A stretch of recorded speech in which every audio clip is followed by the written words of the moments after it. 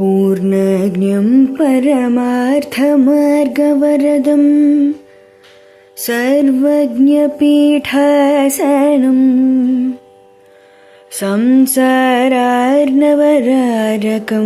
यतिवरं तत्त्वार्थसिद्धिप्रदं पारिव्राज्यशिरोमणिं श्रितपरं देवी कटाक्षान्वितं श्रीमच्छङ्करमाश्रितेस्तवरदं सर्वावतारं श्रये। श्रीमच्छङ्करमाश्रितेस्तवरदं सर्वावतारं श्रये।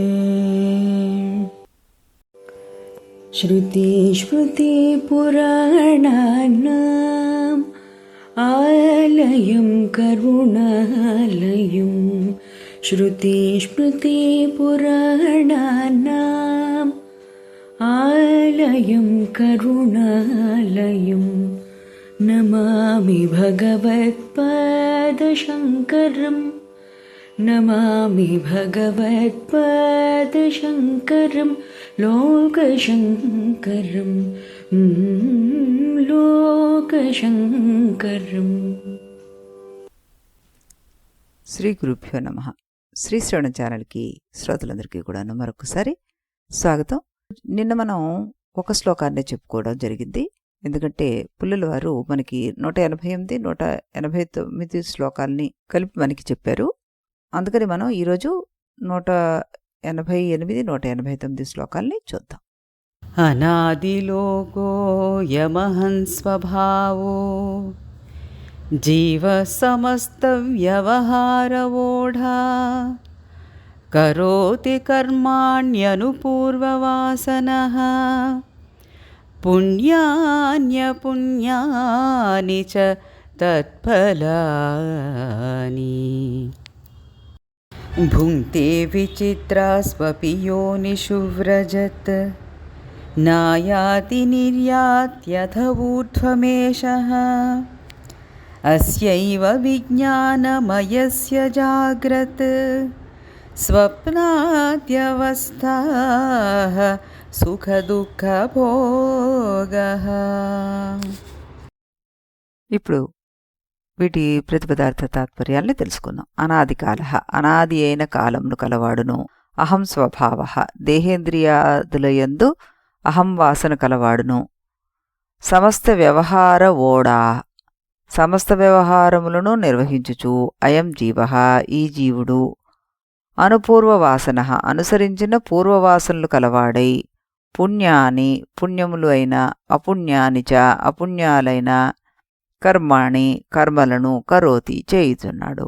తత్ఫలాని చ, వాటి యొక్క ఫలములు కూడా. విచిత్రాసు, విచిత్రములైన. యోనిషు, యోనిలయందు. వ్రజన్, వెళ్ళుచు. భుంక్తేపి, అనుభవించుచున్నాడు కూడా. ఏషః, ఈ జీవుడు. అధః యాతి, క్రిందకు వస్తున్నాడు. ఊర్ధ్వం నిర్యాతి, పైకి వెడుతున్నాడు.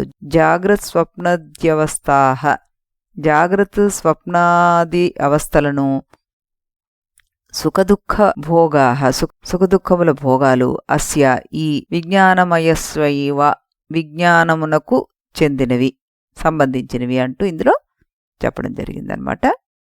ఇప్పుడు ఇక్కడ దీని భావార్థాన్ని ఏ విధంగా అర్థం చేసుకుందాం అంటే, మనం ఆదిలేని కాలం నుండి నేను అనే స్వభావంతో ఉన్న జీవుడు అన్ని వ్యవహారాలను మోసుకుంటున్నాడు, కర్మలు చేస్తున్నాడు. పూర్వవాసనల వల్ల మంచి చెడు కర్మలు, వాటి ఫలాలను అనుభవించి వివిధ జన్మల్లో తిరుగుతూ వస్తూ పోతూ కిందలోకాలకి పైలోకాలకి ఈ జీవుడు ఈ విజ్ఞానమయ కోశం వల్లే తిరుగుతున్నాడు. జాగ్రత్త స్వప్న స్థితుల్లోనూ సుఖదుఖ అనుభవాల్ని పొందుతున్నాడు అంటూ ఇక్కడ అర్థం వస్తుందన్నమాట. నేను అనే భావంతో ఉన్న జీవుడు పూర్వవాసనల వల్ల కర్మలు చేస్తాడు, పుణ్యపాపాల ఫలాలను అనుభవిస్తాడు. ఫలితంగా పుట్టడం, చనిపోవడం, పైలోకాలకి కింది లోకాలకి, సుఖం దుఃఖం, ఇవన్నీ కూడాను ఈ విజ్ఞానమయ కోసం, అంటే అహంకారంతో కూడిన బుద్ధి ఏదైతే ఉందో అదే కదా విజ్ఞానమయ కోసం, దానివల్లే అంటున్నారు ఇక్కడ. భగవద్గీతలో మనకి శరీరం యదవాప్నోతి యచ్చాప్యుత్క్రామతి ఈశ్వరః అంటారు. జీవుడు ఈ శరీరాన్ని వదిలి మళ్ళీ ఇంకో శరీరాన్ని తీసుకుంటూనే ఉన్నాడు. ఎం వాపి స్మరణ్ భావం అంటారు కదా, మనకి చివరి భావం తదుపరి జన్మ అవుతుంది. మనకి వాసనలే జన్మను నిర్ణయిస్తున్నాయి అన్నమాట. పురుష ప్రకృతిస్థో హి భుంక్తే అంటారు. జీవుడు గుణాల వల్ల సుఖదుఖాలను అనుభవిస్తాడనమాట. యథా కర్మ యథాశ్రుతం, కర్మల ప్రకారమే జన్మ అంటుంది ఉపనిషత్తు. స యథా కర్మ యథాశ్రుత భవతి అంటుంది చాందోగ్యం. మన కర్మలు జ్ఞానం మన భవిష్యత్తు అవుతుంది అంటుందన్నమాట.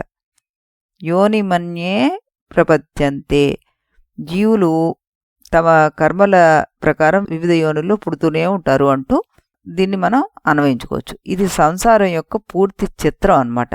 అసలు ఈ సంసారం ఎలా మొదలవుతుంది?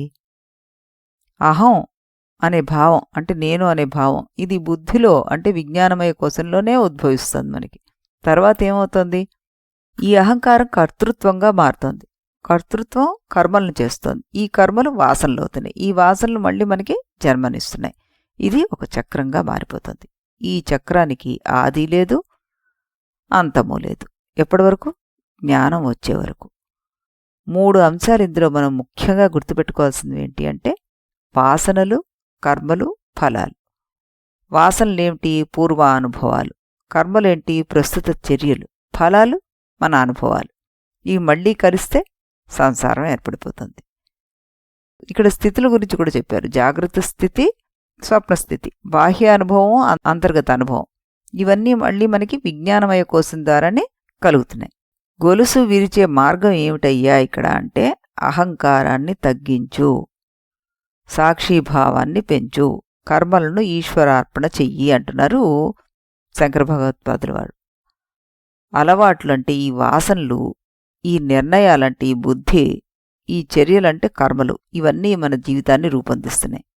కాబట్టి వీటి మీద నియంత్రణ నువ్వు తెచ్చుకో అంటూ ఇక్కడ మనకి శంకర భగవత్పాదుల వారు నిర్దేశిస్తున్నారన్నమాట. ఇప్పుడు చిన్మయానంద స్వామి వారు ఏం చెప్తున్నారో అది కూడా మనం చూద్దాం. నేను అనే భావానికి మొదలు లేదు, అది కాలం కంటే కూడా ముందుగా పుడుతుంది. ఒక వస్తువు ఉంది, అక్కడ నేను లేకపోతే ఏ రకమైన అనుభవమో సాధ్యపడదు. ఏ అనుభవానికైనా సరే నేను అనే జీవాంశ తప్పనిసరిగా ఉండి తీరాలి.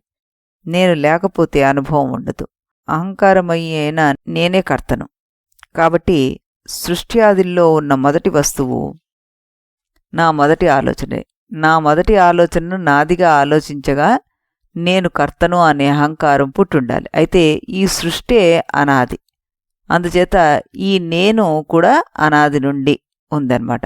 దానికి ఆది లేదు. అనాది అయిన ఈ అహం స్వభావమే జీవుడు. ఇదే మనలోని వ్యక్తిత్వం. దీనికి సంబంధించిన క్షేత్రాల్లో జరగబడే పనులన్నింటినీ దీనివల్లే జరుగుతున్నాయి. ఆలోచనలతోటి పరిమితం కాబడిన చైతన్య ప్రకాశం వల్లనే ఈ ప్రపంచంలోని పనులన్నీ జరుగుతున్నాయి. ఆఖరి భావం కూడా అంతరిస్తే ఇక అప్పుడు అహం ఉండదు. కాబట్టి ఏ కర్మలు ఉండవు. అప్పుడు కర్మలు లేని స్థితిని ప్రత్యక్షంగా తెలుసుకుంటూ అనుభవించడమే సమాధి అంటున్నారు ఈయన. జీవుడు చేసే కర్మలన్నీ తానే నిర్ణయించుకుని పథకం ప్రకారము నిర్దిష్టంగా జరుగుతూ ఉంటాయి. గతంలో మనం పోగు చేసుకున్న వాసనల ఆధారంగా పథకం నిర్మింపబడుతోంది. ఫలితంగా చేయబడ్డ కర్మలు మంచివి కావచ్చు, చెడ్డవి కావచ్చు, తటస్థమయమైనవి కూడా కావచ్చు. కానీ ఇవన్నీ కూడా మన గత వాసనల అనుగుణంగానే ఉంటున్నాయి. ఈ గత వాసనల ఆజ్ఞానుసారంగా జీవుడు చేసే పనులకు ఫలితాలు వస్తుంటాయి.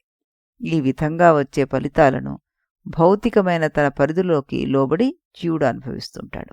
గత వాసనలకు అనుగుణంగా కర్మలను చేస్తూ ఫలితాలను అనుభవించడానికి జీవుడు సాపేక్షిక ప్రాపంచ దృష్ట్యా ఉన్నతము నీచము అయిన అనేక జన్మలనెత్తి అనేక క్షేత్రాల్లో కర్మలను ఆచరించవలసి వస్తోంది. జాగృతావస్థ, స్వప్నావస్థ, సుషుప్తావస్థ అనే 3 అవస్థల్లో కూడాను విజ్ఞానమయ కోశానికి చెందినవే కదా. ఈ 3 అవస్థల్లోని సుఖదుఖాలను కూడా ఈ కోసమే అనుభవిస్తుంది. ఏ అవస్థలోనైనా అనుభవం అంటూ ఉంటే నేను అనే అహం ఉండి తీరాలి, ఉంటుంది అంటూ ఇక్కడ దీని గురించి చిన్మయానంద స్వామి వారు చెప్పడం జరిగిందనమాట. ఇందులో మనం ముఖ్యంగా గమనించాల్సింది ఏమిటి అంటే భగవద్గీతలో 13వ అధ్యాయంలో 22వ శ్లోకం మనకేం చెప్తుంది అంటే పురుషः ప్రకృతిస్థః ప్రకృతిజాన్ గుణాన్ భుంక్తే హి గుణసంగిః అస్య సత్ అసత్ యోని జన్మసు కారణం అంటారు ఆయన. అంటే పురుషः ప్రకృతిస్థో హి భుంక్తే ప్రకృతిజాన్ గుణాన్, పురుషుడు ప్రకృతిలో వచ్చే అనేక భావాలను సాక్షి చైతన్యంగా చూస్తున్నాడు. భుంక్తే అంటే అసలు అర్థం అనుభవిస్తున్నాడు అని, కానీ ఇక్కడ సాక్షిగా చూస్తున్నాడు అన్నారు. మన శరీరాలకు జరిగే వాటిని సాక్షిగా చూస్తున్నాడు లేదా వాటిని ప్రకాశింపజేస్తున్నాడు. ఎవరు? పురుషుడు. మన శరీరాలను సాక్షిగా చూడడము లేదా ప్రకాశింపజేయడము పురుషుని యొక్క కార్యక్రమం కాదు, కానీ పురుషుని సమక్షంలో వాటి పనులు అవుతున్నాయన్నమాట. ఉదాహరణకి అగ్ని చెక్కను కాల్చింది అంటాం, అంటే కాల్చింది అనే క్రియాపదాన్ని వాడతాం. ఈ పదాన్ని శంకరాచార్యుల వాళ్ళు విశ్లేషిస్తున్నారు. అగ్ని కాల్చింది అంటే అగ్ని నిజంగా కావాలని కాల్చిందా? అలా చేస్తే అగ్ని చేసిన ఆ పనికి ఒక ఆరంభకాలం మరొక అంత్యకాలం ఉండాలి. కానీ నిజం చెప్పాలంటే అగ్ని పనిగట్టుకొని దేన్ని కాల్చదు. ఆ వేడి తత్వం దానికి ఉంది. మీరు అగ్నిలో మీ వేలు పెట్టారనుకుందాం, అప్పుడు కూడా అగ్ని ప్రత్యేకించి శ్రమ తీసుకొని మీ వేలును కాల్చదు. మీరు మీ వేలుని పెట్టకముందు అగ్ని వేడిగానే ఉంది, మీ వేలు పెట్టాక కూడా అగ్ని వేడిగానే ఉంది. అగ్నిలో ఏ మార్పు లేదు. అగ్ని ఏమీ చేయాలనుకోలేదు, ఏమీ చేయలేదు కూడా. అగ్ని యొక్క వేడికి మీ వేలు కాలిందంతే. కానీ మీరేమంటున్నారు? అగ్ని నా వేలును కాల్చింది అంటాం. అంటే ఇక్కడ వాడిన క్రియకు చెందే ముఖ్య అర్థం కుదరదనమాట. సూర్యుడు భూమిని ప్రకాశింపజేస్తున్నాడు కూడా ఇదే అర్థం. సూర్యుడు భూమిని ప్రకాశింపచెయ్యాలి అని ఏం సంకల్పించుకోవట్లేదు. ప్రణాళికలు వేడు, దానికి సంబంధించిన క్రియా చేయుడు. సూర్యుడు ఉన్నాడంతే. ఆయన సమక్షంలో, ఆయన పరిధిలో వచ్చిన వస్తువులన్నీ కూడా ప్రకాశింపబడుతుంటాయి. ఆయన ముందుకు వస్తువులు రాకముందు ఆయన కాంతి ఉంది, ఆయన సమక్షంలో వస్తువులు వచ్చాక కాంతి ఉంది. కానీ మనం ఏమంటాం? సూర్యుడు భూమిని ప్రకాశింపజేస్తున్నాడు అంటాం. ఇక్కడ కూడా ప్రకాశింపజేస్తున్నాడు అనే క్రియాపదం ఏమీ కూడాను క్రియను సూచించడం లేదు, సాన్నిధ్యాన్ని సూచిస్తుంది అంతే. ఇదే సూత్రం సాక్షికి కూడా వర్తిస్తుంది. సాక్షి మన శరీరాలను ప్రకాశింపజేయాలని సంకల్పించదు, ప్రణాళికలు వేయదు, దానికి సంబంధించిన క్రియలు ఏమీ చేయదు. అగ్ని సాన్నిధ్యంలో వేలు కాలినట్టుగా, సూర్యుని సాన్నిధ్యంలో భూమి ప్రకాశించినట్టుగా సాక్షి సాన్నిధ్యంలో మన శరీరాలు ప్రకాశింపబడతాయి, చూపబడతాయి. పురుషః భుంక్తే అంటే సాక్షి అనుభవిస్తోంది, అంటే సాక్షి మారని చైతన్యంగా సాక్షిగా చూస్తోంది. కర్మ చేయకుండా చూస్తోంది, ప్రయత్నం చేయవలసిన అవసరం లేకుండా చేస్తోంది. మన శరీరాలకు ఏమైనా చూస్తోంది, ఏమి కాకపోయినా చూస్తోంది. అసలు ఆలోచనలు ఉన్నా చూస్తోంది, ఆలోచనలు లేకుండా శూన్యం అయిపోయినా కూడా చూస్తోంది. ఆ సాక్షి నేనే అని మర్చిపోకూడదు. ప్రకృతి స్థః అంటే ప్రకృతి అంటే ఇక్కడ ప్రకృతి నుంచి వచ్చిన కార్యం. ఇక్కడ కార్యం అంటే కార్యకరణ సంఘాతం, అంటే దేహేంద్రియ మనోబుద్ధులు. ప్రకృతి స్థః అంటే మన శరీరాల్లో ఉన్న పురుషుడు. మనం మామూలుగా ఇప్పుడు సర్వవ్యాపకంగా ఉన్న ప్రదేశంలో 4 గోడలు కడితే అది ఒక ఇల్లు అవుతుంది. అలాగే సర్వవ్యాపకంగా ఉన్న చైతన్యం మన శరీరంలో ఉన్నప్పుడు సాక్షి చైతన్యం అవుతుంది. ఈ పురుషుడు సంకల్పం చేయకుండా, ప్రయత్నం చేయకుండా, క్రియ చేయకుండా సాక్షిగా చూస్తున్నాడు. దేన్ని సాక్షిగా చూస్తున్నాడు? ప్రకృతిజాన్ గుణాన్, ఆలోచనల్లో కలిగే మార్పులను చూస్తోంది ఈ సాక్షి. దాన్ని వృత్తి పరిణామం అంటారు. ఆనందం కలిగించే ఆలోచన, దుఃఖం కలిగించే ఆలోచన, రాగం కలిగించే ఆలోచన, ద్వేషం కలిగించే ఆలోచన, కోరిక రేపే ఆలోచన, ఇలాంటివన్నీ ప్రకృతి నుంచి ఉత్పన్నమవుతున్న గుణాలే. ఈ గుణాలు సత్వరజస్తమో గుణాల్లో ఏదో ఒకటి అవుతాయి. ఉదాహరణకి సుఖం సాత్విక వృత్తి, దుఃఖం రాజస వృత్తి, మోహం తామస వృత్తి. వీటన్నిటికీ సాక్షి చూస్తోంది. వీటన్నిటినీ సాక్షికి ఏ గుణం ఉంది?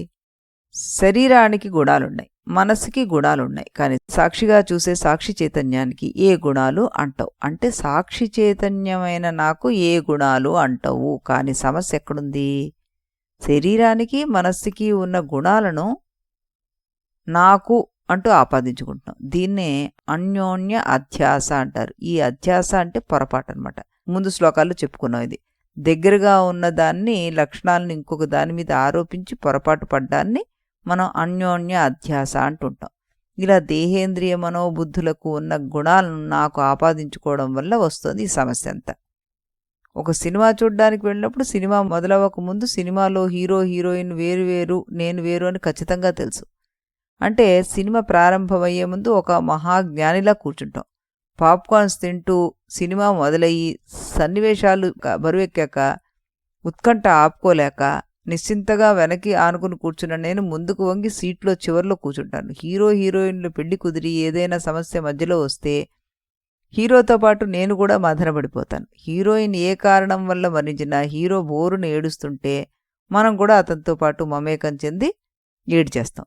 ఏదో నా భార్య మరణించింది అన్నట్టుగా, నా భర్తే పోయాడు అన్నట్టుగా ఏడుస్తూ ఉంటా. అంటే నాకు తెలియకుండానే నేను చూస్తున్న హీరో సమస్యలు చూస్తున్న నాకు పొరపాటుగా ఆపాదించబడ్డాయన్నమాట. అలా ఆపాదించడాన్నే ఇక్కడ అధ్యాస, అన్యోన్య అధ్యాస అంటారు. సినిమా పరంగా మనకి అధ్యాస ఉన్నా పర్వాలేదు, కానీ ఈ తాదాత్మ్యం మహా అయితే 3 గంటలు ఉంటుంది. దాని తర్వాత నేనెవరో అతనెవరో, ఎంత బాగా నటించాడో ఎంత బాగా జీవించాడో అనుకుంటాం. కానీ జీవిత విషయాల్లో అలా అనుభవించుకోలేకపోతున్నాం మనం. నేను సాక్షిగా చూస్తున్న ఇంద్రియ మనోబుద్ధులతోటి ఎంతగా మమేకం చెందిపోతున్నాం అంటే ఈ సంసారం నిరంతరం కొనసాగుతుంది. ఈ సంసారం ఈ జన్మలో కాదు, వచ్చే జన్మలో కూడా కొనసాగిపోతుందర్రా, ఇలాగే మీరుంటే అంటున్నారు ఇక్కడ కృష్ణ పరమాత్మ. సదసద్యోని జన్మ అంటే సంసార చక్రం అని యోని పదాన్ని 2 సార్లు ఉపయోగించారు, సద్యోని అసద్యోని అని. చదువుకోవాలి అంటే మంచి శరీరము తక్కువ శరీరము, మంచి శరీరము ఉంటే ఉన్నత జన్మ, తక్కువ శరీరం ఉంటే నీచమైన జన్మ. అంటే పునరపి జననము పునరపి మరణము అనే సంసార చక్రంలో పడి కొట్టుమిట్టులాడుతూ దేవతలుగానో పశుపక్షాదులుగానో మనుషులుగానో పుట్టి మరణిస్తూ ఉంటాం. ఈ సంసార చక్రానికి కారణం ఏమిటి అంటే గుణసంగోస్య, ప్రకృతికి చెందిన గుణాలతోటి తాదాత్మ్యం చెందడం వల్ల ఏర్పడుతోంది ఇది. గుణసంగ ఏవ అస్య సంసారస్య కారణం. అందువల్ల ప్రకృతితోటి తాదాత్మ్యం చెందడం లేదా ప్రకృతి మీద అభిమానాన్ని చూపడమే సంసారానికి కారణమవుతుంది. పురుషునికి జన్మ ఉండదు. నా జాయతే మ్రియతే వా కదాచిత్ అన్నారు కదా. ఖాళీగా ఉన్న ప్రదేశాల్లో గోడ కట్టిన గోడలను పగల కొట్టిన ఆ ప్రదేశం ఏమీ చెక్కు చెదరదనమాట. అలాగే ఈ శరీరం ఉన్నా, ఈ శరీరం రాలిపోయినా, ఈ శరీరంలో ఉన్న పురుషునికి ఏమీ అవ్వదు. చావు పుట్టుకలు లేని పురుషుణ్ణి వచ్చిపోయే మన శరీరాలు నేను అనుకుని సంసారంలో పడి మనం కొట్టుమిట్లాడుతున్నాం. ఇదంతా కూడాను మనకి దేనివల్ల జరుగుతోంది? ఈ విజ్ఞానమయ కోశంలో ఉన్న బుద్ధి వల్ల జరుగుతోంది మనకి. అంటే ఈ వాసనలు, ఈ కర్మలు, ఈ ఫలాలు మళ్ళీ సంసారాన్ని మనకి తీసుకొచ్చి పెడుతున్నాయన్నమాట. ఈ జన్మ మరణ చక్రం ఈ విజ్ఞానమయ కోసం చేసే పని. అది తెలుసుకోండి మీరు అంటున్నారు శంకరుల వారు. మళ్ళీ మనం రేపు మరో 2 శ్లోకాలతోటి కలుద్దాం. అంతవరకు సెలవు. इति गुरुवाक्यम् इति गुरुवाक्यं विधि वेदान्तं विदितारकमिति ब्रह्ममु इति गुरुवाक्यं विधि वेदान्तं विदितारकमिति ब्रह्ममु इति मोदलिदि नडुमिदि तुदि తెలిసిన వాడెవడుగా ఇది మొదలిది నడుమిది తుది తెలిసిన వాడెవడుగా ఇది గురువాక్యం విధి వేదాంతం విదితారకమితి బ్రహ్మము ఇది గురువాక్యం.